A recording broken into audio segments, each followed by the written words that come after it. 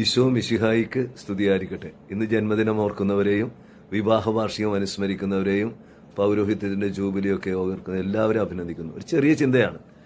ഓരോ വിശുദ്ധ കുർബാനയും ഒരു എമ്മാവൂസ് അനുഭവമായിട്ട് മാറണം.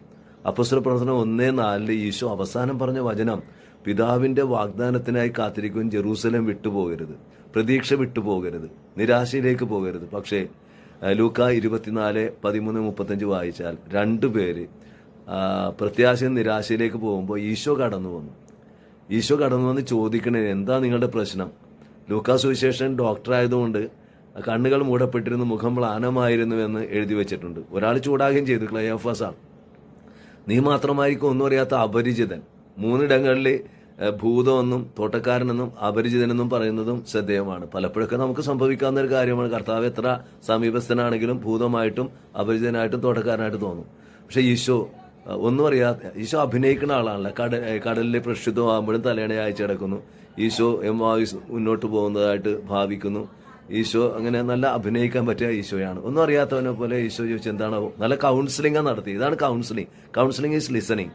എല്ലാം കേട്ടിട്ട് ഈശോ പറയുന്നുണ്ട്, ദൈവത്തിന്റെ വചനങ്ങളുടെ ആഴങ്ങൾ അറിയാതെ പോയ ഭോഷന്മാർ. എന്നിട്ട് ഈശോ സങ്കീർത്തനം, അതുപോലെ തന്നെ പഴയ നിയമത്തിലുള്ള ഓരോ വചനങ്ങളും എടുത്തുകൊണ്ട് വ്യാഖ്യാനിച്ചു. സമയം പോയത് അറിഞ്ഞില്ല. എമ്മാവൂസ് ഗ്രാമത്തിലെത്തിയപ്പോൾ അപരിചിതനല്ലേ, മുന്നോട്ട് അടിവെച്ചു കഴിഞ്ഞപ്പോൾ അവർ പറഞ്ഞു, മാനേ നൊബീസ്കും തോമിനെ, കർത്താവെ സമയം സന്ധ്യമായി ഞങ്ങളോടൊത്ത് വസിച്ചാലും. ഉടനെ ഈശോയുടെ അവരുടെ കയ്യിൽ ഉണ്ടായ അപ്പം ഈശോയ്ക്ക് കൊടുത്ത് ഈശോ എടുത്ത് വാഴ്ത്തി മുറിച്ചു. അപ്പോൾ അവരുടെ കണ്ണു തുറന്നു, ഈശോ അപ്രത്യക്ഷനായി, അപ്പത്തിലേക്ക് അപ്രത്യക്ഷമായി. ഇതാണ് വചനം. ഇത് പ്രാക്ടിക്കലാകാം. ഓരോ വിശുദ്ധ കുർബാനയും അത് ഏത് റീത്തായാലും നമുക്കൊരു എമ്മാവൂസ് അനുഭവമാവണം. നമ്മൾ പള്ളിയിൽ 1-ാം മണി, 2-ാം മണി, 3-ാം മണി, അകന്ന ഒരുക്കം, അടുത്ത ഒരുക്കം, ഏറ്റവും അടുത്ത ഒരുക്കമാണ്. പള്ളിയിൽ വന്നിട്ട് മൊബൈൽ നോക്കിയിരിക്കുകയല്ല, മുറ്റത്തിരിക്കുകയല്ല, മാവും ചോട്ടിരിക്കുകയല്ല. പള്ളിയുടെ അകത്ത് കയറിയിട്ട് ഈ എമ്മാവൂസിന്റെ ശിഷ്യന്മാരെ പോലെ നമ്മുടെ സന്തോഷവും സങ്കടവും എല്ലാം ഈശോയോട് പറയണം. അങ്ങനെ പറഞ്ഞ് കുർബാനയുടെ മധ്യ തരുന്ന ഉപദേശം ഉണ്ടല്ലോ, അത് നമുക്ക് ഓരോ ദിവസമുള്ള സന്ദേശമാണ്.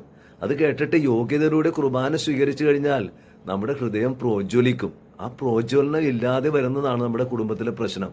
അതുകൊണ്ട് ഓരോ കുർബാനയും ഒരു പ്രോജ്വലനമായിട്ട് മാറണം. സങ്കടമുണ്ട് പലപ്പോഴും. ഓരോ കുർബാനയിലും പല സമയം 1-ാം മണിക്കൂർ, 2-ാം മണിക്കൂർ, 5-ാം മണിക്കൂർ, 11-ാം മണിക്കൂർ വന്നിട്ട് മുറ്റത്ത് നിൽക്കും, പലരും വായിട്ട് നോക്കി നിൽക്കും, പുല്ല് പറിച്ചുകൊണ്ടിരിക്കും, സംസാരിച്ചുകൊണ്ടിരിക്കും. ഇതൊക്കെ കാണാൻ മൊബൈൽ എടുത്തുകൊണ്ട് പുറത്തേക്ക് ഓടും. എൻ്റെ പൊന്നു സഹോദരങ്ങളെ, ഇന്നത്തെ ദിവസം നൽകുന്ന സന്ദേശം, ഓരോ കുർബാനയും ഹൃദയം പ്രോജ്വലിക്കുന്ന എമ്മാവൂസ് അനുഭവമായിട്ട് മാറട്ടെ എന്ന് ആശംസിക്കുകയാണ്. ദൈവം നിങ്ങളെല്ലാവരെയും അനുഗ്രഹിക്കട്ടെ. സ്നേഹപൂർവ്വം, നെൽസൺ ജോബച്ചൻ.